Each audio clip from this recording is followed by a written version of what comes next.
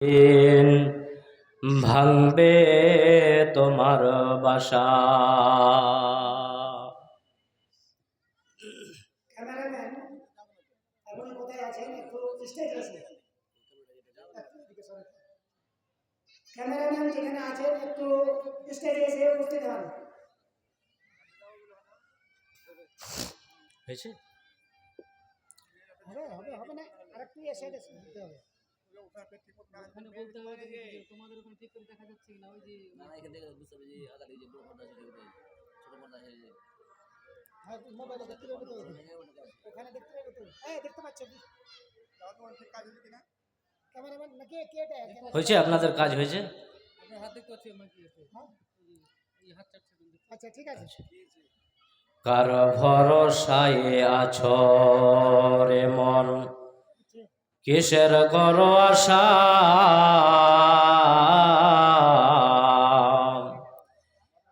এত সাদের বাড়ি একদিন ভাঙবে তোমার বাসা। ও তোমার গহনা দিন ফুরাইয়া যাবে, হিসাবের দিন ফুরিয়ে যাবে, যৌবনে লাগবে ভাটি। ওই যে দেখো ডাকিতেছে তোমায় কবরের মাটি। হায়রে ওই যে দেখো ডাকিতেছে তোমায় কবরের মাটি। ও তোমার গোনা দিন ফুরাইয়া যাবে, হিসাবের দিন ফুরিয়ে যাবে, যৌবনে লাগবে ভাটি। ওই যে দেখো ডাকিতেছে তোমায় কবরের মাটি। হায়রে ওই যে দেখো ডাকিতেছে তোমায় কবরের মাটি। সন্ধ্যার আগে যেদিন ডুবিবে বেলা, এক পলকে বন্ধ হবে যত রঙ্গেরই মেলা। সন্ধ্যার আগে যেদিন ডুবিবে বেলা, এক পলকে বন্ধ হবে যত রঙ্গেরই মেলা। ও তুমি কারে দিবা জোরে ধমক, কারে দিবা জোরে ধমক, কার বা মাথায় ভাঙবে লাঠি। ওই যে দেখো ডাকিতেছে তোমায় কবরের মাটি। ওই যে দেখো ডাকিতেছে তোমায় কবরের মাটি। খবর পেয়ে আসবে আত্মীয় স্বজন, চারিপাশে বসে তারা করিবে ক্রন্দন। তোমার খবর পেয়ে আসবে আত্মীয় স্বজন, চারিপাশে বসে তারা করিবে ক্রন্দন। সাজাইবে মোহনের মতো তোমায়, সাজাইবে মোহনের মতো, কি সুন্দর পরিপাটি। ওই যে দেখো ডাকিতেছে তোমায় কবরের মাটি। মাটি। ওই যে দেখো ডাকিতেছে তোমায় কবরের মাটি। ভৈরা পর তুমি মায়াবী পিছে, এত আশা ভালোবাসা তোমার সকলে মিছে। ভৈরা পর তুমি মায়াবী পিছে, এত আশা ভালোবাসা তোমার সকলে মিছে। কোন দিন জানি আইসা পরে, কোন দিন জানি আইসা পরে মালাকুল মতের হাতে চিঠি। ওই যে দেখো ডাকিতেছে তোমায় কবরের মাটি। ওই যে দেখো ডাকিতেছে তোমায় কবরের মাটি। উপস্থিত আজকে এই জলসার মহামান্য যোগ্যতম সভাপতি মহাশয়, সামনে বসে থাকা দিন দরদি, ইসলাম দরদি মুমিন ভাই সকল ও বাপজানেরা, পর্দার আড়ালে বসে থাকা পর্দা নাসিনা মা, খালা, বোন ও বোনান্নেরা, সর্বপ্রথম সেই মহান আল্লাহ তাবারক ওয়া তাআলার মহান দরবারে তার লাখো কোটি শুকরিয়া আদায় করছে এই জন্য যে আল্লাহ তাবারক ওয়া তাআলা আমাদেরকে মসজিদ কেন্দ্রিক এক কোরআন ও হাদিসের মাহফিলে উপস্থিত হয়ে আমাকে বলার, আপনাদেরকে শ্রবণ করার তৌফিক যে আল্লাহ দিয়েছেন, তাই আমরা সকলে সে আল্লাহর দরবারে শুকরিয়া আদায় করি, বলি আলহামদুলিল্লাহ। তারপরে তার প্রিয় রসুল মা আমিনার লাল আকায়ে নন্দর তসদরে মাদানী আহম্মদ মুস্তফা মুহাম্মদ মুস্তফা পড়ুন সাল্লাল্লাহু আলাইহি ওয়াসাল্লাম। তিনার ওপর আল্লাহর অগণন শান্তি ও রহমত বর্ষিত হোক। আল্লাহুম্মা আমিন। আল্লাহুম্মা সাল্লি আলাই, আল্লাহুম্মা বারিক আলাই। সম্মানিত উপস্থিতি, আজকে আমি আপনাদের সম্মুখে পবিত্র আল কোরআন সূরা আনআম থেকে এবং সূরা আলা থেকে, দুইটি সূরা থেকে দুইটি আয়াত আমি আপনাদের সামনে তেলাওয়াত করেছি। নবী করিম সাল্লাল্লাহু আলাইহি ওয়াসাল্লামের মুখশ্রিত বাণী হইতে হাদিসে নবাবী থেকে দুই জায়গা থেকে দুইটি ছোট্ট ছোট্ট হাদিস আমি আপনাদের সামনে পড়েছি। এই আয়াত এবং হাদিসের আলোকে আজকে আলোচনার বিষয় মুমিনের জন্য ইহকাল নয়, পরকাল। আমরা যারা মুমিন মুসলমান বলে দাবি করছি, এই দুনিয়া আমাদের জন্য কিছুই নয়। এই দুনিয়াতে আমরা থাকতে আসিনি। এই দুনিয়া চিরস্থায়ী নয় আমাদের জন্য। আমাদের চিরস্থায়ী, আমাদের ভালো স্থান হচ্ছে পরকাল। এই জন্য পৃথিবীর বুকে আমাদেরকে আল্লাহ রাব্বুল আলামিন কিছু দিনের জন্য হায়াত দিয়ে পৃথিবীর বুকে আমাদের পাঠালেন।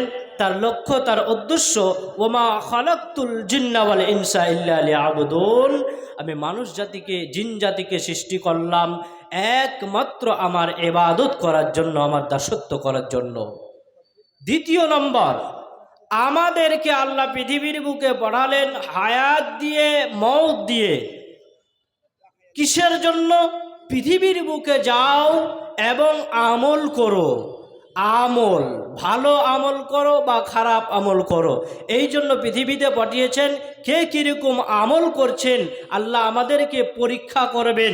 সেই দিন আমাদের কাছে যখন হিসাব নেবেন, সেই দিন আমরা বুঝতে পারবো যারা দুনিয়ার সাজসজ্জার জন্য, দুনিয়ার সৌন্দর্য গড়ানোর জন্য, দুনিয়াতে সুখে থাকার জন্য যারা হালাল হারামের পরোয়া করে না, যারা পরকালকে নষ্ট করছে, আল্লাহর কাছে দাঁড়িয়ে সেই দিন কিভাবে হিসাব দিবেন। আজকে আমার বক্তব্যের বিষয় এই জন্য, মুমিনের জন্য ইহকাল নয়, পরকাল।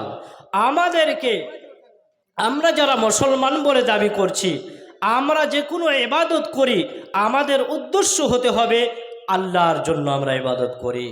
এই জন্য আল্লাহ তাবারক ওয়া তাআলা নবী করিম সাল্লাল্লাহু আলাইহি সাল্লামকে লক্ষ্য করে বলছেন, কুল, হে নবী আপনি বলেন, ইন্না সলাতি, আমার সালাত, ওয়া নুসুকি, আমার কুরবানি, ওয়া মাহইয়ায়া ওয়া মামাতি লিল্লাহি রাব্বিল আলামিন, আমার জীবন আমার মরণ একমাত্র আল্লাহ রাব্বুল আলামিনের জন্য নিবেদিত।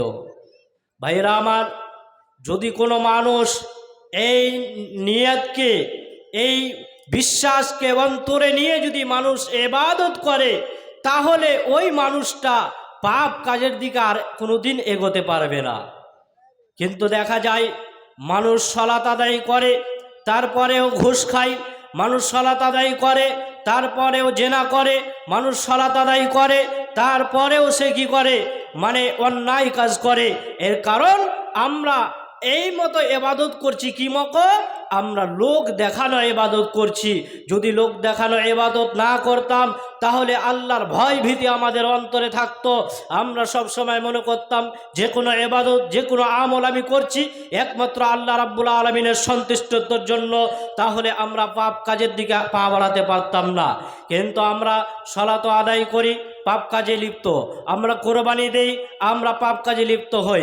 আমাদের জীবন মরণ সব কিছু আল্লাহর জন্য। যদি আমরা এটা ভাবতাম আমাদের জীবন আল্লাহ দিয়েছে, আমাদের মৃত্যু আল্লাহ দিবে, যদি আমরা এটা মানে ভাবতাম যে আমি যদি পৃথিবীর বুকে আল্লাহ আমাকে কষ্ট দিয়েছে, অনেক মানুষ যারা পৃথিবীর বুকের কষ্ট সহ্য করতে না পেরে আত্মহত্যা করে জীবন দেয়, আল্লাহ বলছে তুমি বলো আমার জীবন আমার মরণ আমার কুরবানি আমার সালাত সব মাত্র আল্লাহ রাব্বুল আলামিনের জন্য। তাহলে মানুষ কোনো সময় পাপ কাজের দিকে আগাতে পারবে না। দ্বিতীয় আয়াত, যারা তোমরা পৃথিবীকে প্রাধান্য দিচ্ছ, বাল তুসিরুনাল হায়াতাদ দুনিয়া ওয়াল আখিরাতু খায়রু ওয়া আবকা, যারা তোমরা এই পৃথিবীকে প্রাধান্য দিচ্ছ, শুনো এই দুনিয়া তোমাদের জন্য, এহকাল তোমাদের জন্য মানে চিরস্থায়ী নয়। এই দুনিয়া হচ্ছে ধ্বংসাত্ম, এই দুনিয়া ছেড়ে একদিন চলে যেতে হবে। খায়রু ওয়া আবকা, পরকালটা হচ্ছে তোমাদের জন্য ভালো জায়গা। যদি আমরা ভাবতাম তাহলে আমাদের জীবনটা আমরা আল্লাহর কাজে ব্যয় করতাম, আমাদের সময়টা আমরা আল্লাহর ইবাদতে কাটাতাম।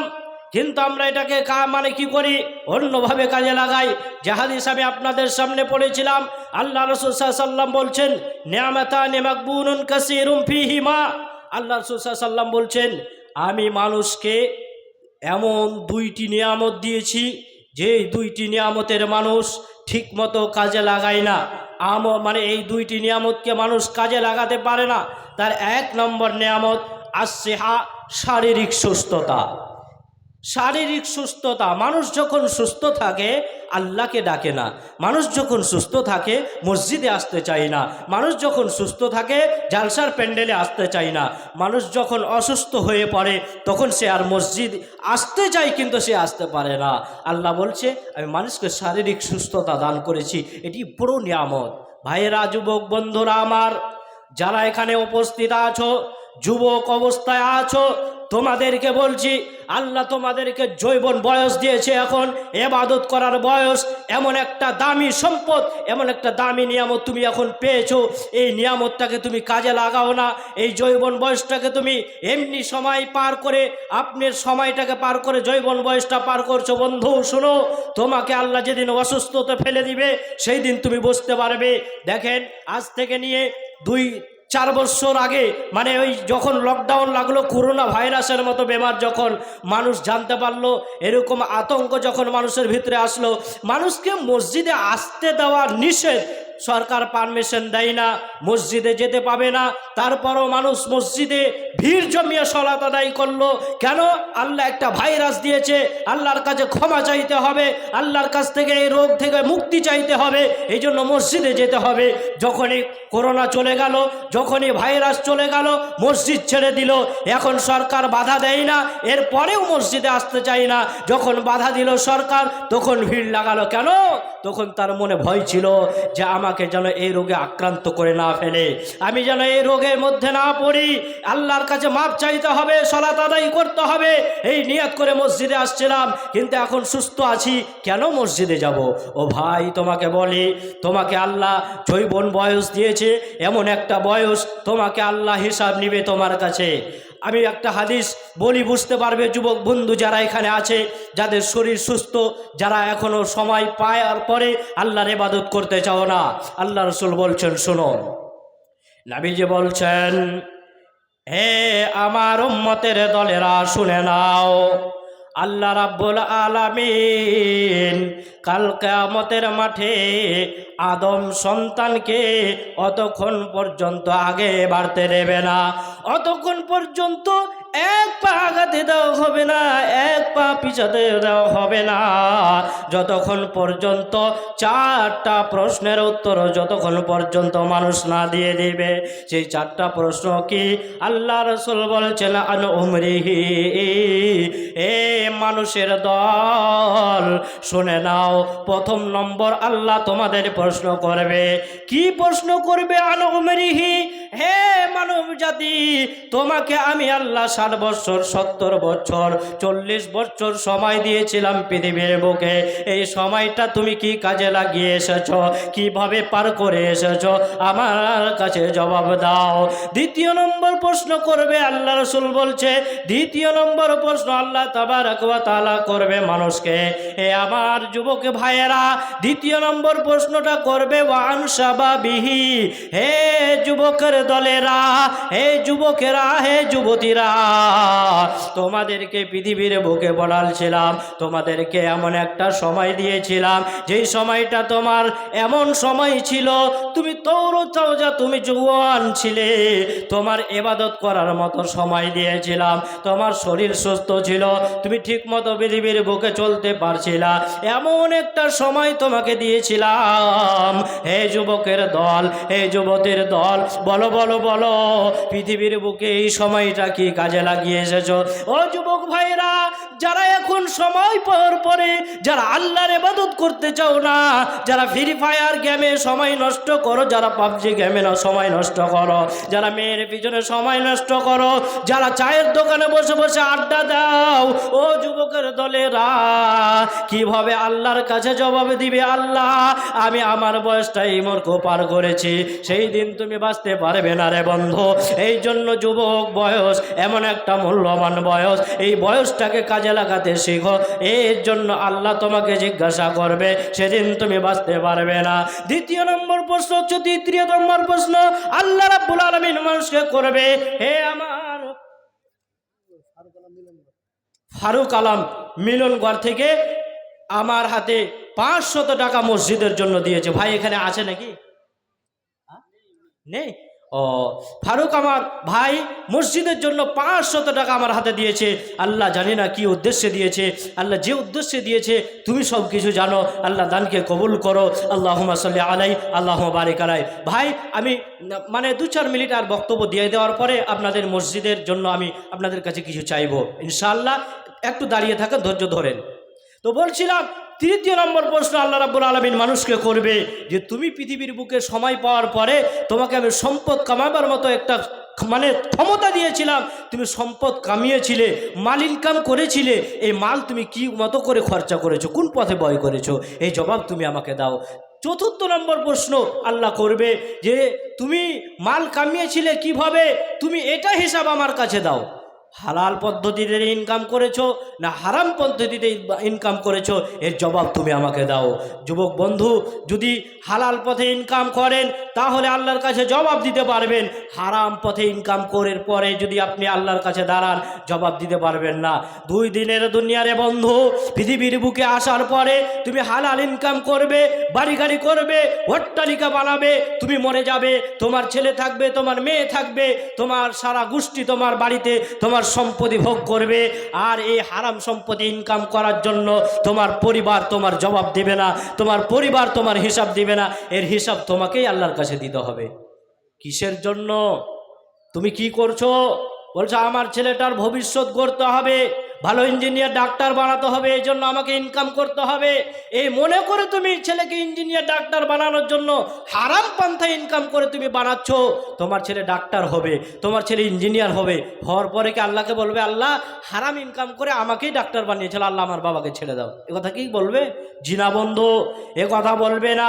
আপনি শুনেন, বাবা আজকে আপনার উপরে মায়া করেছে, আপনার উপরে দয়া করছে, আপনাকে ইনকাম করছে, হারাম ইনকাম হালাল ইনকাম করে আপনার পিছনে খরচা করছে বন্ধু। সেই দিন ওই বাবা, ওই মা, ওই ভাইয়েরা কি বলবে আল্লাহর কাছে? আল্লাহর আযাব যখন নিজের চোখে দেখবে সেই দিন আপনাকে কি বলবে শুনেন। সূরা মাআরিজ আল্লাহ রাব্বুল আলামিন বলছেন, ইয়াওয়াদ্দুল মুজরিমু লাউ ইয়াফতাদি মিন আযাবি ইয়াউমিইযিম বিবানি। ওই দিন ওই মুজরিমের দলেরা, ওই অপরাধীর দলেরা যেই দিন নিজের চোখে আল্লাহর আযাবকে দেখে নেবে, আল্লাহর জাহান্নামকে নিজের চোখে দেখে নেবে, সেই দিন আল্লাহকে ডেকে ডেকে বলবে, দয়াময় আল্লাহ, এই জাহান্নামে আমি যাব না রে আল্লাহ। বলে কেন যাবে না? তুমি কি আমল করে এসেছো বলো। তখন আল্লাহকে বলবে, আল্লাহ পৃথিবীর বুকে আমার 4টা ছেলে ছিল, আমার 4টা মেয়ে ছিল, আমার সুন্দর স্ত্রী ছিল। আল্লাহ রাব্বুল আলামিনকে কি বলবে? ইয়াওয়াদ্দুল মুজরিমু লাউ ইয়াফতাদি মিন আযাবি ইয়াউমিইযিম বিবানি। ওই দিন ওই মুজরিমের দলেরা, অপরাধের দলেরা যেই দিন আল্লাহর জাহান্নামকে নিজের চোখে দেখে নেবে। আমার মা আমার বাবা গত 23-24 9 মার্চ মারা গেছেন। তো আমার মা 5,500 টাকার এই চাঁদের আপনার মা 5,500 টাকা আর এই চাঁদির কি এটা বিচ্ছা নাকি? মাশাআল্লাহ, জাযাকাল্লাহ। এই যে আমার বাপজানের মা 2023-এ মানে মৃত্যুবরণ করেছে। বাবা মারা গেছে। বাবা আচ্ছা আচ্ছা, 24-এরই 9 মার্চ। আচ্ছা আচ্ছা আচ্ছা, 24-এরই 9 মার্চ এই বাপজানের বাবা মারা গেছে, মা বেঁচে আছে। তার জন্য নিজের স্বামীর জন্য 5,500 টাকা মসজিদে, আর এই যে দেখেন চাঁদির একটা বিছা, এই বিছা নিজের স্বামীর জন্য দান করেছে। আল্লাহ জানি না তার স্বামী জান কবরে কি হালাতে আছে, আল্লাহ তুমি জানো। আল্লাহ তোর আযাবে যদি গ্রেফতার থাকে, আল্লাহ দয়া করে তার স্ত্রীর দানকে কবুল করো এবং আল্লাহ তার কবরকে জান্নাতের বাগান বানাও। সকলে বলো না আমিন। হে আল্লাহ, যে নিয়তে দান করেছে, আল্লাহ আমার মা পৃথিবীর বুকে বেঁচে আছে, আল্লাহ জানি না কি হালাতে আছে, অসুখে আছে না ভালো আছে, আল্লাহ যদি এ মা আমার অসুখে থাকে, আল্লাহ তুমি এই দানের বদলে তার বেমারকে শেফা দান করো। যতদিন পৃথিবীতে বেঁচে থাকবে, আল্লাহ তুমি তাকে নেক হায়াত দান করো। পৃথিবী থেকে যেদিন বিদায় নিবে, আখিরি কালেমা লা ইলাহা ইল্লাল্লাহ বলে মৃত্যুবরণ করে, আল্লাহ তুমি তৌফিক দাও। আল্লাহুম্মা সাল্লি আলাই, আল্লাহুম্মা বারিক আলাই। ভাইজান, দান চাই না, এরপরেও আমার হাতে 5,500 টাকা আর একটা এই যে চাঁদির বিছা দিয়ে দিয়েছে। তবে আমার সময় বেশি নাই, আমি বুঝতে পারছি। তো আমি এই মসজিদের জন্য অনেক দূর থেকে একজন মেহমান মানুষ মসজিদের জন্য এসেছি, মানে আমি একজন মুসাফির মানুষ, উত্তর দিনাজপুরের মাটি থেকে এসেছি। ভাই আপনারা জানেন না, আমি একজন মাজুর মানুষ, চোখে কম দেখতে পাই। পড়াশোনা যা করেছি সব শুনে শুনে করেছি, কোরআন মাজিদ মুখস্থ, যা কিছু করেছি মুখস্থ। আল্লাহর দয়া আমার উপরে যে আল্লাহ আমার চোখের দৃষ্টি কেড়ে নিয়েছে, কিন্তু আল্লাহ আমাকে ব্রেন দিয়েছে এমন যে আমি একটা জিনিস যদি একবার শুনিনি, আল্লাহ আমার ব্রেনে ক্যাচ করার মতো ক্ষমতা দিয়েছে। এই জন্য মানুষের সামনে কথা বলতে পারছি, এটা একটা বড় নিয়ামত আল্লাহ আমাকে দিয়েছে, আলহামদুলিল্লাহ। তাও ভাইজান, এই মসজিদ অনেক খরচা আছে, আমি দেখলাম যে মসজিদের ছাদ এখনো হয়নি।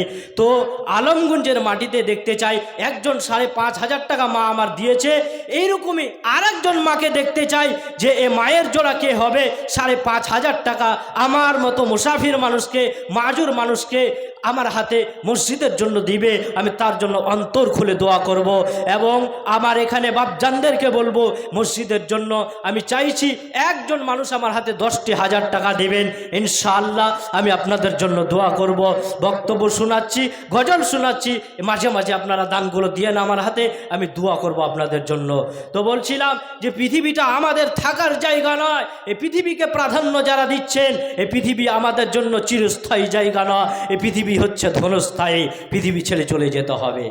পৃথিবীর মূল্য যারা আমরা দিই, এই পৃথিবীর মূল্য, পরকালের মূল্য যদি বলতে শুরু করি অনেক সময় লাগবে, সময় খুব কম। সংক্ষেপে একটি হাদিস আমি আপনাদের সামনে বলি, পৃথিবীর মূল্য কতটুক আর পরকালের মূল্য কতটুক। আল্লাহ রাসূল সাল্লাল্লাহু আলাইহি ওয়াসাল্লামের একজন সাহাবা হযরতে জাবের রাদিয়াল্লাহু তাআলা আনহু তিনি বলছেন যে আমরা আল্লাহ রসুলের সঙ্গে রাস্তা দিয়ে হাঁটছিলাম, হাঁটতে হাঁটতে দেখলাম রাস্তার মাঝে একটা রাস্তার ধারে মানে একটা মরা ছাগলের বাচ্চা মরে পড়ে আছে, মরা ছাগলের বাচ্চা।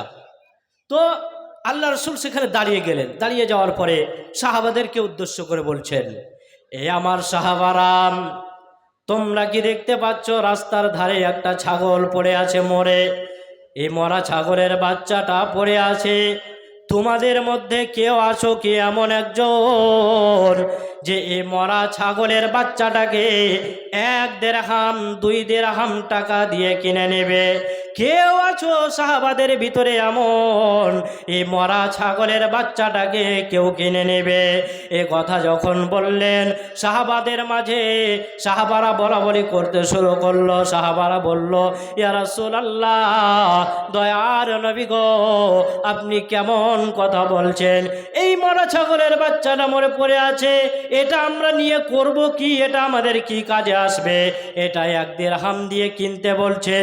ফ্রিতেও যদি আপনি কাউকে দিতে চান তারপরেও কেউ এটা গ্রহণ করবে না। কিসের জন্য গ্রহণ করবে না? এটা তো আমাদের আর কোনো কাজে আসবে না, এটা মারা গেছে। এটা নিলে আমাদেরকে অসুবিধার মধ্যে পড়তে হবে, এটাকে মাঠে নিয়ে ফেলতে হবে, মাটির নিচে পুঁততে হবে, কেউ পরে রাখা যাবে না। আমার ওই নৌসাদ অসুস্থ আছে, তার ছেলে 200 টাকা দিয়েছে, দোয়া করতে বলেছে। কি নৌসাদ নৌসাদ, নৌসাদ নামে আল্লাহ একজন এখানে মসজিদের জন্য 200 টাকা দান করেছে। আল্লাহ শুনলাম তার বাবার জন্য দান করেছে, তার বাবা অসুস্থ। আল্লাহ যে নিয়েতে দান করেছে, আল্লাহ বিমারকে তুমি শেফা দান করো।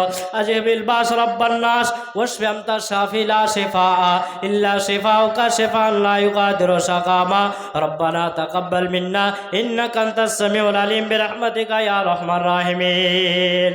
তো সাহাবাদের মাঝে যখন এই কথা বললেন, সাহাবারা বলছেন, এটা ছাগল নিয়ে আমরা করব কি? যখন এই কথা বললেন আল্লাহ রাসূল সঙ্গে সঙ্গে বলছেন, সাহাবারা শোনো, তোমাদের মধ্যে কেউ রাজি হয় না মরা ছাগলের বাচ্চাটাকে নেওয়ার জন্য, কিন্তু শুনো, মানুষ পৃথিবীকে কত ভালোবাসে, মানুষ পৃথিবীর মূল্য দেয়। পৃথিবীর যারা তোমরা মূল্য দাও, শোনো, এই পৃথিবী আর এই মরা ছাগলের বাচ্চার তুলনা যদি করতে চাও, আমি যদি বলি তোমাদেরকে, শোনো, এই মরা ছাগলের বাচ্চাটা তোমরা 1 দিরহাম দিয়ে কেউ কিনে নিতে চাও না, ফ্রিতে দিলেও কেউ নিতে চাও না।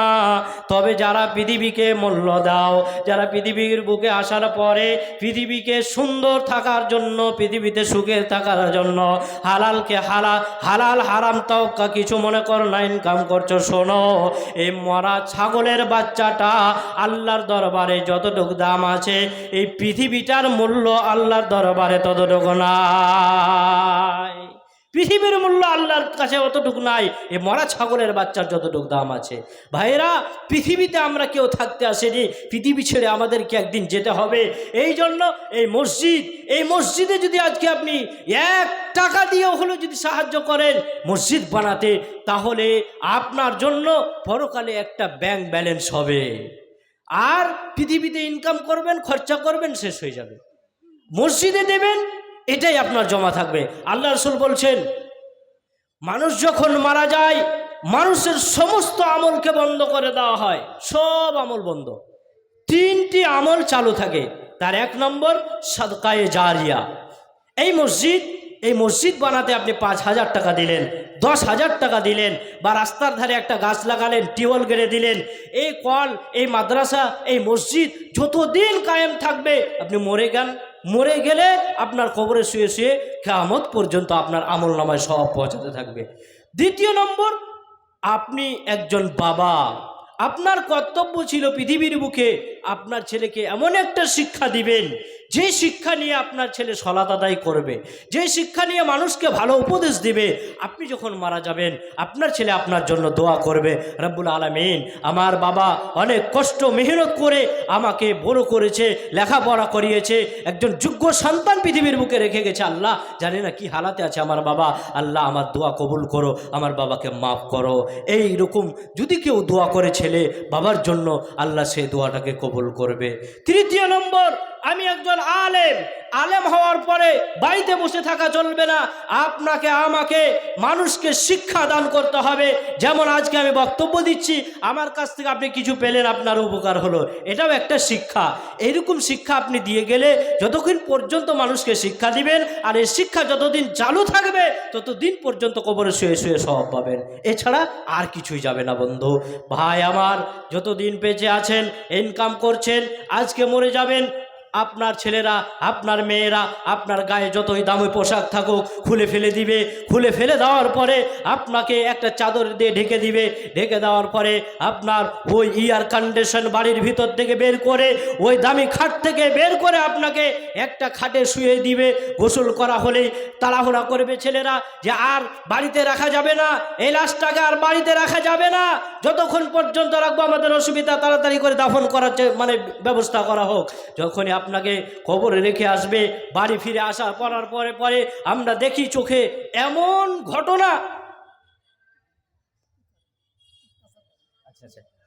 এমন কিছু ঘটনা আমরা দেখেছি যে কবর দিয়ে আসার পরেই ছেলেরা ঝগড়া করতে শুরু করেছে, বাবার অমুক অমুক সম্পত্তি আছে, আমাকে এতখানি দিতে হবে, আমাকে অতখানি দিতে হবে, এরকম করে ঝগড়া শুরু করেছে। ভাই এই জন্য পৃথিবীতে যতদিন বেঁচে থাকবেন, ছেলেমেয়ের জন্য করতে হবে না আমি এ কথা বলছি না, কিন্তু আপনাকেও কিছু এমন করতে হবে যে আপনি যেন পরকালে গিয়ে অসুবিধায় না পড়েন, আপনার জন্য যেন আল্লাহ আপনাকে কি করে জান্নাত দেয়, এরকম কাজ করে আপনাকে যেতে হবে, তাহলে আপনি কামিয়াব, নচিত আপনি কামিয়াব নয়। চাইছিলাম যে 2-4 মিনিটের ভিতরে কেউ যদি থাকেন, আমার হাতে যা পারবেন 1000, 2000, 500 তাড়াতাড়ি আমার হাতে দিয়ে দেন, চটচট করে। গজল বলছি, গজলের মাঝে মাঝে নিয়ে